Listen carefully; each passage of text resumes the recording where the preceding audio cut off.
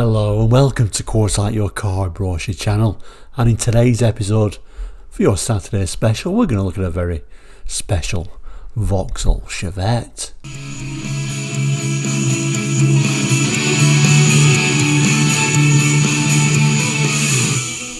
Welcome back, and if you're new to Quartzite, we're a car brochure channel here on YouTube looking at car brochures for the 60s, 70s, 80s and 90s and sometimes beyond that as well.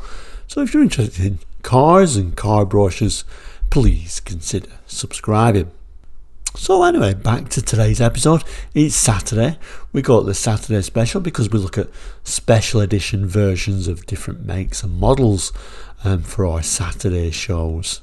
Well, kind of things are slightly different, I guess, in a way, because we're looking at this Vauxhall Chevette Black Magic. It wasn't really a special edition that you could walk into the showroom and say that's the one I wanted because it's got these extra bits and pieces on it and it's a good price. This is slightly different.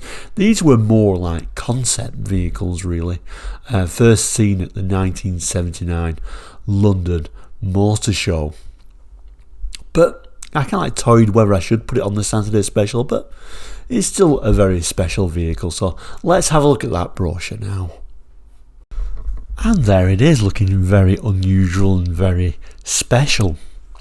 Now, like I say, not really a special edition, more of a concept vehicle, research vehicle into like aerodynamics. And like I say, this was first seen at the October 1979 London Motor Show, and this brochure is dated a month previous to that, September 79. So even though it wasn't a production vehicle, they did go to the trouble of actually making a brochure for it, so that's a little bit unusual. The text there at the top, the car that takes the drag out of driving. A look at the shape of cars to come from Vauxhall. And you know, on the London Motor Show in 79, it must have looked very striking next to quite ordinary looking Vauxhalls at the time. Let's just zoom in a little bit further.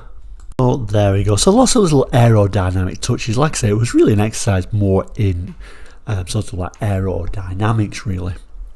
Interestingly though, we've got these sort of alloy wheels shown on here, but if you actually saw the original photos of this car when they were doing aerodynamic testing, they had sort of like an aerodynamic black wheel trim on there.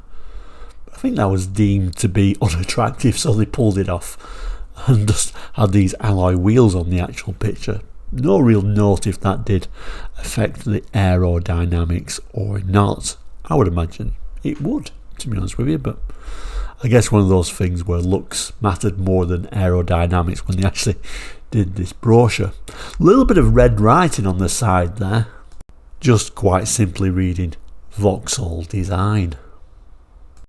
And then at the front you can see these extra bits of plastic they've thrown on there to give it more aerodynamics, but certainly making it a very striking looking car. So this particular brochure opens quite unusually. There's kind of like two flaps that open up on either side and sort of your aerodynamic arrows. But anyway, let's have a look at some of the text.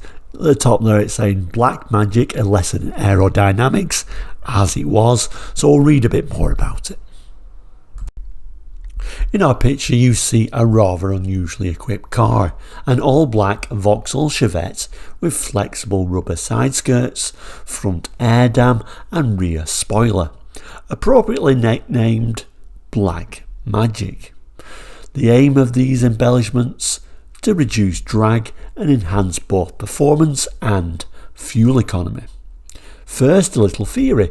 Over the last 10 years or so, car manufacturers have become increasingly concerned with reducing drag in their models. Aerodynamics, once the exclusive province of the aviation industry, are now a major consideration in car design. In the beginning, the aim was simply to achieve higher top speeds without necessarily increasing engine power. More recently, with rapid rising oil prices, the emphasis has shifted to fuel economy. The more slippery a car, aerodynamically speaking, the less power and hence less fuel required to move it along. The anatomy of drag. Drag operates on a vehicle in two main ways, through skin friction and induced drag. Skin friction occurs when air forced between the vehicle and the road increases in pressure and interferes with the vehicle underbody. Lift too is created by the same process. The high pressure airstream then spills out sideways around the lower body, interacts with airstreams on the body sides and forms a series of vortices. These vortices create induced drag. It then goes on to ask, how does Black Magic overcome these problems? To begin with, the front air dam reduces the ground clearance at the front of the vehicle and limits the volume of air passing beneath the body. This naturally reduces the pressure of the airstream around the car. And if we pull back a moment, we can kind of like see this little diagram with the pointy arrows going round. We've all seen those aerodynamic arrows on there. Kind of like makes it believe that this wasn't really a real car, doesn't it? It's all like drawings and arrows, etc. But they did actually register these for I think one of them, they registered for the road. I think it was actually on an R plate, so they did actually drive it around a bit in real world scenarios. At the bottom here it tells us Black Magic was designed and developed by Vauxhall Design under the director of designer Wayne Cherry. The front air dam, side skirts and rear spoiler available as accessories from Vauxhall Sports Part dealers. So there you go, even though you couldn't actually buy this Black Magic, it's telling you could buy these bits and possibly throw them on your own Vauxhall Chevette. I don't think there was much uptake on that, to be honest with you. Dealers struggled to fit them. They weren't, easy to fit on the car, so I think they were quite pricey as well, so not much uptake on those little bits to throw on your Chevette, but nevertheless it was kind of, like I said, a good lesson in aerodynamics, and I'm sure it helped Vauxhall become more aerodynamic in the future. It goes on to tell us side skirts then fence in the airstream and prevent it from spilling out into the airstreams on the body sides. This in turn greatly reduces the vortices and of course induced drag.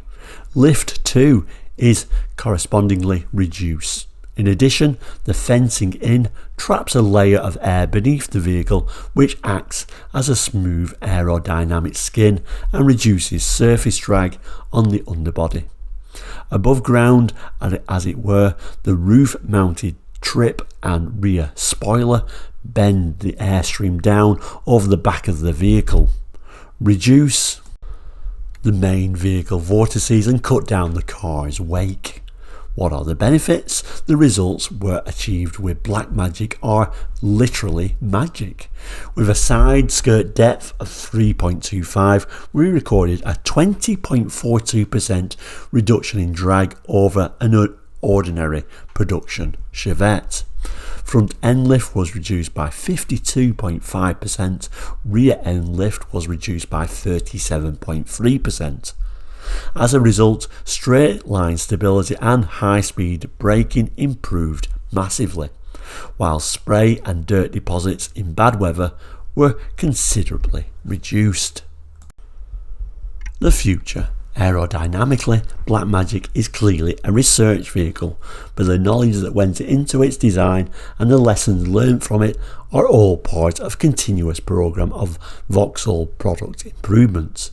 Results of this kind of work can already be seen in characteristic droop snoot of cars in the Vauxhall range. This unique and distinctive shape smooths the airflow over the car and creates a downforce over the front wheels for high speed stability. With the increasing cost of petrol, you can expect to see more of these unusual developments incorporated in the design of everyday cars. And then I think the back page is actually my favourite page because it's actually clearly the actual car now, minus those so-called unattractive wheel trims. So it says Black Magic, shape is only half the story, but let's just zoom in on that main image. And as we zoom in, yeah, it's saying it's a research vehicle, but they've clearly gone to the trouble of making it look like a production car. We've even got the red Vauxhall badge on the front end there.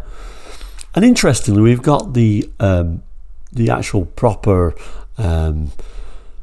aerodynamic headlights that, of course, the Vauxhall Chevette eventually got around about, I think in the model year 1980, they actually ended up with these smooth headlights. If you remember, previous to that, there was kind of like that sort of indented design. So I guess maybe that helped add these future features straight onto the Vauxhall range to make it a little bit more aerodynamic.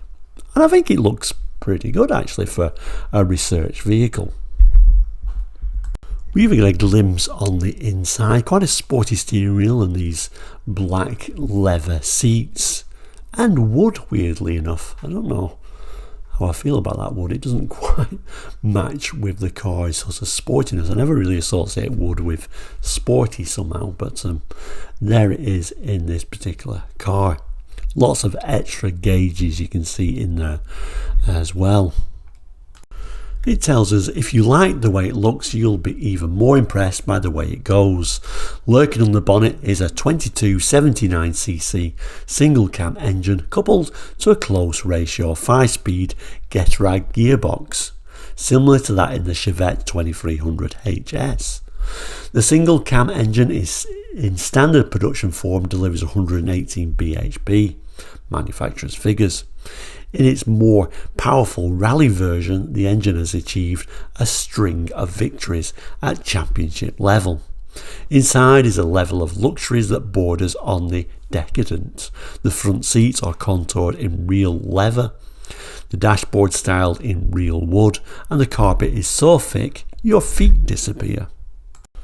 The stereo radio will put many home systems to shame. There are even individual tunable speakers in the doors. It's probably the fastest, most luxurious small car on the road anywhere in the world. So kind of weird because you're talking on and on about aerodynamics, presuming that was one team working on the aerodynamics, and then all of a sudden kind of like another team has gone, let's throw all these luxuries in it. Kind of a little bit weird in that regard, although I guess being this sort of like research vehicle, I guess there was researching all this possible future technology that they could put on future vehicles, but the two don't really match somehow, do they? And then if we just move down slightly, we get a lovely shot of the rear with that Vauxhall very proudly shown at the rear there.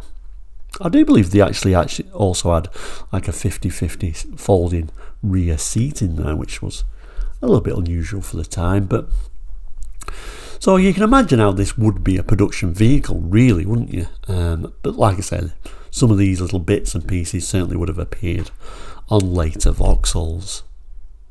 And there's the usual clause on the bottom there, but you can see the date there, September 1979.